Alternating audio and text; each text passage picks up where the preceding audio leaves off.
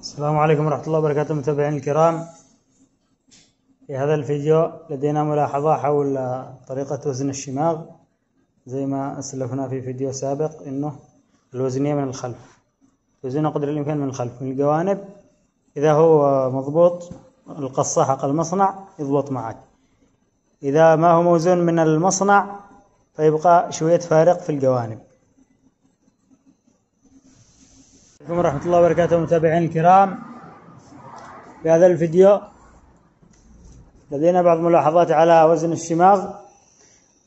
قلنا في فيديو سابق أن الشماغ عندنا كثير تساؤلات من المتابعين، يقول لي شماغي ما هو موزون، شماغي ما هو موزون، كويته عندما غسله وطلع غير موزون. أقول لك الخلاصة إنه إيش الوزنية من الخلف، من الجوانب يجي فارق، من إيش؟ من القصة حق المصنع نفسه يجي من جهة زيادة ومن جهة نقص، فلذلك احنا نحاول نوزنه قدر الإمكان، نوزنه من الخلف، نوزنه من الخلف، والجوانب نحاول يعني نقاربها مقاربة قدر الإمكان، وما حددش يعني ماركة بعينها، عدة أنواع. واللي يجي موزون قلنا إنه إيش كمان يعني مع الاستعمال ومع النشا والغسيل وغيره الاستعمال يفقد توازنه تدريجيا، يبدأ يظهر به فارق شوية شوية يتوسع. يعني حتى الموزون يقعد فترة مع الغسيل، يعني أنت تحط له نشا يصير قاسي، فلما تبغى تغسله يروح النشا يرجع لين، ترجع لما تكويه تحط له نشا مرة ثانية، وهكذا يبقى الشماغ بين إيش؟ بين قساوة ولين، حتى إيش يبدأ يفقد عمره الافتراضي. فلذلك يعني قلنا إنه يتزن من الخلف ويبقى في شوية فارق بالجوانب. دحين بوريكم تجربة. هذا شماغين مختلفين من ماركتين مختلفين، تعالوا معي.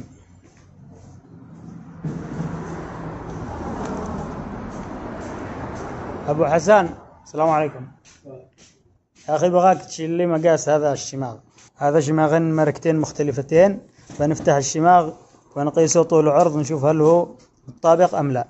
الحين هذا الشماغ الأول فتحناه، فنأخذ مقاس طول والعرض نشوف هل هو متطابق أم لا. يا أبو حسن ولا عليك أمر.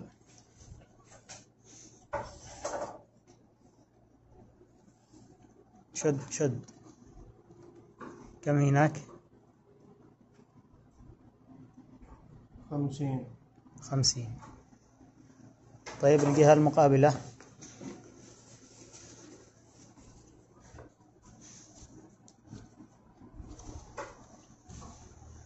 عشان تعرف انه الفارق يجي من المصنع. إن كانت القصة سيدة هنا كم؟ 53. والجهة الثانية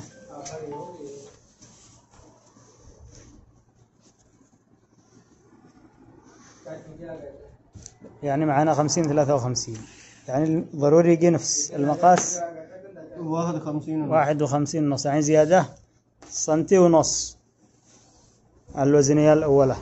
وهنا الجهة الثاني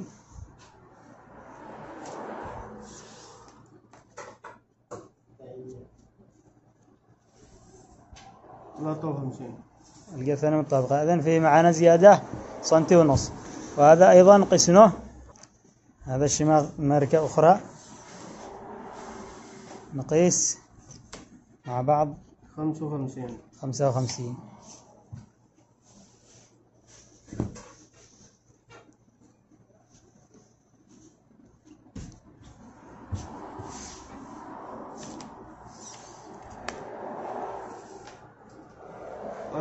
ونص.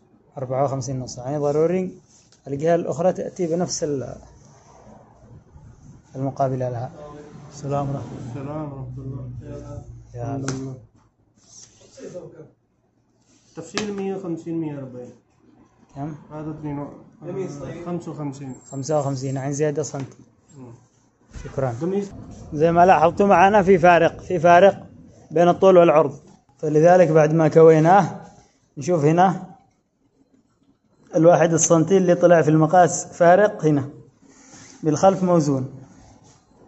موزون، هذا الفارق اللي طلع معنا بالمقاس. يرجى الاشتراك في القناة حتى نستمر يصلكم كل جديد. خلاصة الأمر إنه نحاول نوزنه من الخلف، الجوانب نحاول نقاربها مقاربة، وإنه حسب قصة المصنع، وإنه حتى اللي يأتي موزون بعد أن يخلص عمره الافتراضي مع النشاء والكوي والاستعمال وغير كذا يظهر فيه بداية الفارق. والسلام عليكم ورحمة الله وبركاته.